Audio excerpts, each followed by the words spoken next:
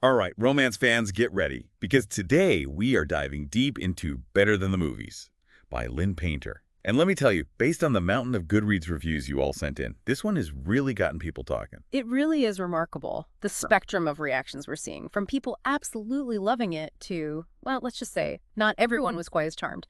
And that's what makes this deep dive so fascinating. What is it about this story, about Liz and Wes and their rom-com journey that's making people feel so strongly? Exactly. I mean, the whole premise is classic YA romance. You've got Liz, the main character, totally obsessed with all those iconic rom-coms, the ones we all secretly love. Childhood crushy, Michael moves back to town, and of course, Liz is determined to get her own movie-perfect ending. But things get a little complicated when Wes Bennett, the super attractive boy next door, gets roped into all her crazy schemes. It's definitely a familiar setup, but I think what makes Better Than the Movies stand out is how Lynn Painter goes deeper. Exploring all the little complexities of Liz's character and motivations, because honestly, she is kind of a lightning rod in these reviews. Oh, totally. Some readers thought she was super relatable, that kind of quirky rom-com loving girl we've all met. But then others, they called her out for being delusional, even manipulative at times.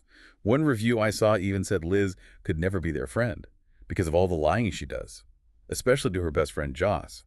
And that's where it gets interesting. See, Liz's flaws are right there on the surface. She's not always the most likable, and that actually makes her a much more compelling character to really analyze. Because her obsession with rom-coms, it isn't just some random quirk. It's actually a coping mechanism, a way for her to feel close to her mom who's passed away. It's their shared thing. That's so true. So many people mentioned Liz's grief and how losing her mom really shapes her actions. It's almost like she's trying to recreate all those perfect movie moments in her real life as a way to keep that connection with her mom alive. Yeah, exactly. And I think that really resonates with people who've used books to deal with their own emotions, especially those feel-good romances. It shows how powerful stories can be to help us go through tough times, even if we get lost in those fantasies for a bit. There was one review that really stuck with me. It said, Liz is better at romanticizing her life than me when I have 6 assignments to finish for school and 3 hours to do them all. Mm. It's funny, Mm. but also kind of hits a nerve. We've all been there, right? Clinging to those fantasies when real life gets tough. Absolutely. And while Liz's escapism is understandable, it can also be frustrating for some readers to watch, even painful at times. She's not dealing with her grief in a healthy way, and that can be hard for some readers, especially those who see a bit of themselves in Liz's struggles. Right, but then there are the reviewers who totally get Liz. They see her as this flawed but well-meaning teenager trying to figure out life, loss, first love, all of it. Yeah. One person even called her all of us in book character form, which I thought was really interesting. It shows the power of YA fiction. It allows readers, especially young ones, to see themselves in characters who mess up, characters who aren't perfect, who are still figuring things out. Liz doesn't always make the best choices, but she's learning and growing, and I think a lot of readers connect with that vulnerability. Okay, but we can't talk about Liz without talking about Wes Bennett, Mhm. who, judging by these reviews, is basically the ultimate book boyfriend. I mean, Mhm. the words they're using. Charming, witty, supportive. One person even asked, where can I find a WES? Yeah, we see that a lot, and I think it points to this longing, not just among YA readers, but for a partner who really gets you, understands you, and supports you for who you are. Wes embodies all of that. He's patient with Liz and all her quirks, challenges her when she needs it, and encourages her to be her best self. And let's not forget, he's the one who's always reminding Liz that Michael, her perfect crush, might not be all that. There's that scene where he tells her she isn't you, talking about Michael's girlfriend, basically telling Liz that she's special and shouldn't try to be someone she's not. That scene is so powerful because it gets to the core of what makes Wes so appealing. He sees Liz's worth even when she doesn't. He's not trying to change her. He loves her for who she is, and that's incredibly attractive in fiction and real life. Totally. And what's so great about their dynamic is that it's not just about romantic tension, although there's definitely a lot of that. It's about the way they both grow emotionally because of each other. Wes helps Liz see herself in a new way, and she helps him open up and be more vulnerable. It's that classic enemies to lovers trope. But it's done so well here. You've got the witty banter, the teasing, all those moments of connection building over time. The relationship doesn't just happen overnight. It feels real, authentic. And I think that's what makes it so satisfying for readers. And speaking of things that feel real, we can't forget the giant rom-com shaped elephant in the room. This book is absolutely overflowing with classic movie references, quotes at the start of every chapter, characters bonding over their favorite scenes. Even Liz's inner thoughts are constantly comparing her life to those iconic rom-com moments. Oh yeah, for sure. And the reviews are all over the place on this one. Some readers loved it, called it super nostalgic and like a total love letter to rom-coms. But others thought it was too much, like the author was trying way too hard to be trendy or something. Yeah, it's a tough line to walk. Too many references and it starts to feel forced, even gimmicky, like some of the reviews said. But when it's done right, those little nods to classic movies can add so much more meaning. It's like those little inside jokes between the author and the reader, and it can even make some scenes hit harder emotionally. There was this one review that mentioned a quote from the Notebook, she's not you. And it was the beginning of this really important chapter. And the reviewer pointed out how perfectly it foreshadowed this huge moment between Liz and Wes. It's like the author is winking at us, the reader, saying, hey, we're all in on this rom-com ride together. Exactly. And that feeling of being in on the joke, it can be so powerful. It's like the book is inviting the reader to be part of the story. Okay, full disclosure. I might have actually squealed out loud when I saw all the 10 things I hate about your references. I mean, that movie is my ultimate guilty pleasure. And so many reviewers pointed out the similarities between Liz and Kat Stratford, that amazing, strong female character. Oh, for sure. The parallels are definitely there. Both independent, not super interested in the popular guy, and not afraid to go against the grain. It's a clever way for Lynn Painter to give a nod to a classic, while also making Liz a more well-rounded character. She's not just another typical romantic lead. She's got that sharp wit and rebellious side that made Kat so iconic. It makes me wonder if all these rom-com movies we grew up with shaped how we see love and relationships, for better or worse. Did they give us unrealistic expectations, or did they teach us something important about standing up for ourselves and finding someone who truly sees us for who we are? That's such a great question. It really speaks to how much these movies affect our culture, how they continue to shape our ideas about romance, even years later. And I think Better Than the Movies taps into that nostalgia, that longing for grand gestures and those big declarations of love, while also reminding us that real relationships are way more complicated, more nuanced than what we see in the movies. Totally. And speaking of complicated relationships, we can't ignore the other big one in the book, Liz's friendship with Joss. Things get pretty messy between them, mostly because of Liz's obsession with Michael and her tendency to not be completely honest, shall we say. Right. This is where the book veers off the typical rom-com path and tackles something with a lot more emotional depth. Female friendships are often shown as perfect in media, but Better Than the Movies shows us the messier side.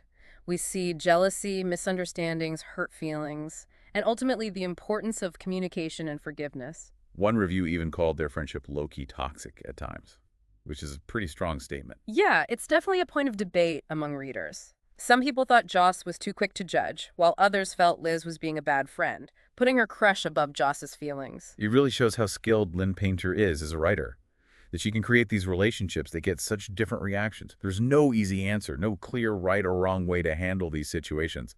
And I think that makes it relatable. We've all been there, on both sides of those friendship struggles.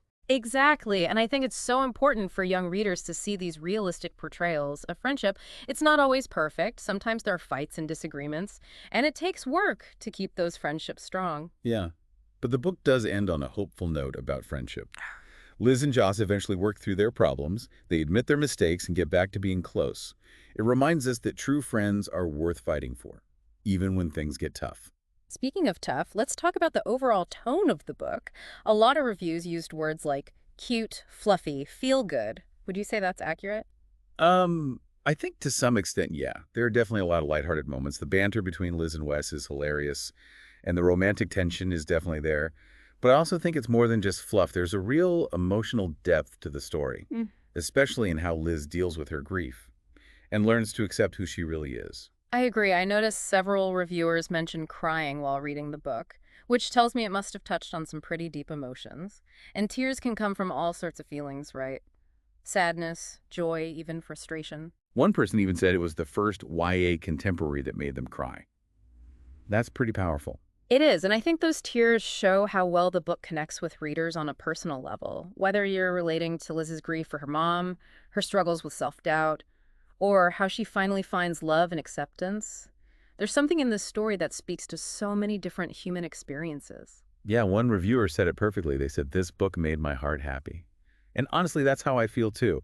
It's heartwarming and hopeful, even when it gets into those darker, more complicated emotions. It's that feeling of believing in love and happiness, even when things are hard. And who couldn't use a little bit of that, right? Exactly. But we've been focusing on the good stuff. And it's important to remember that not everyone loved Better Than the Movies.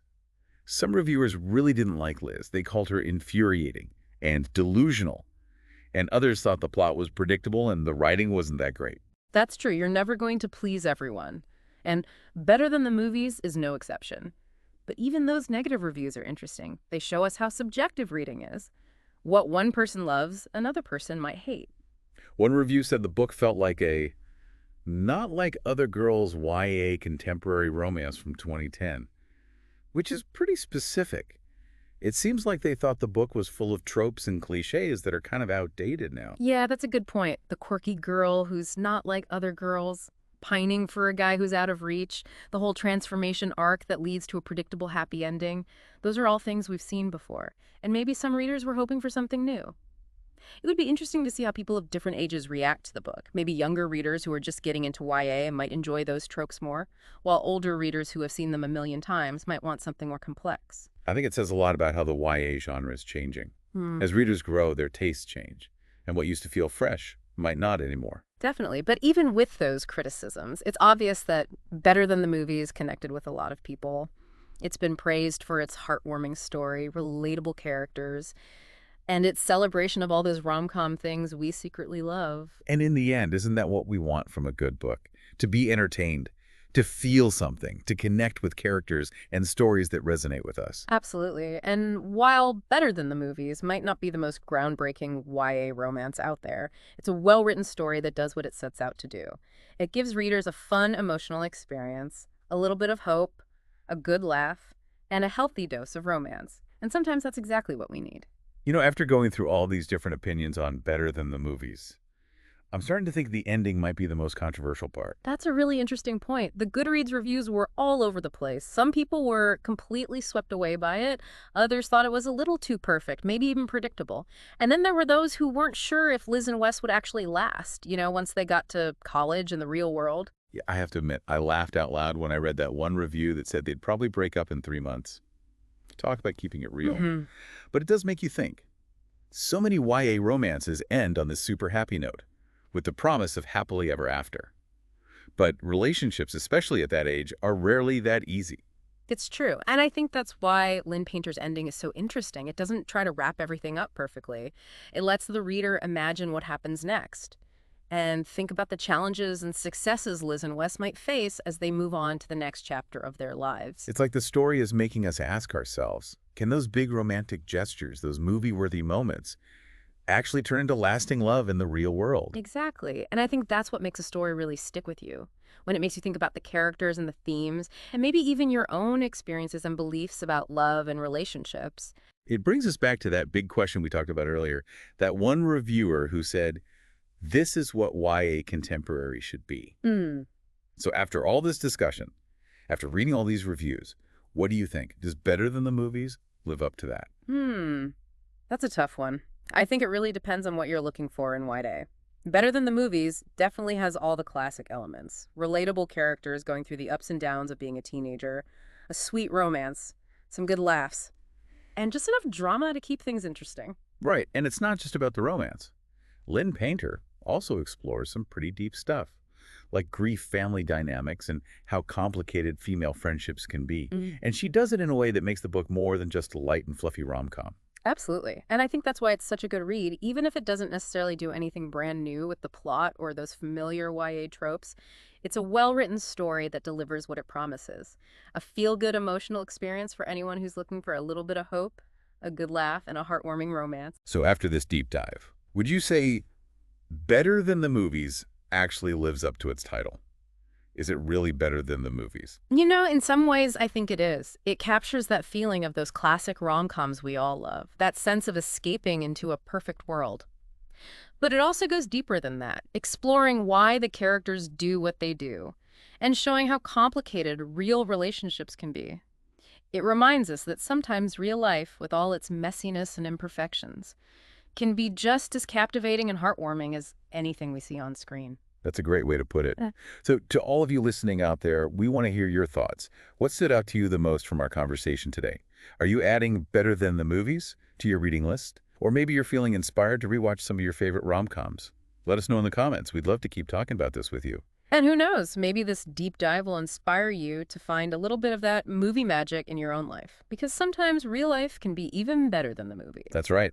Until next time, happy reading, everyone.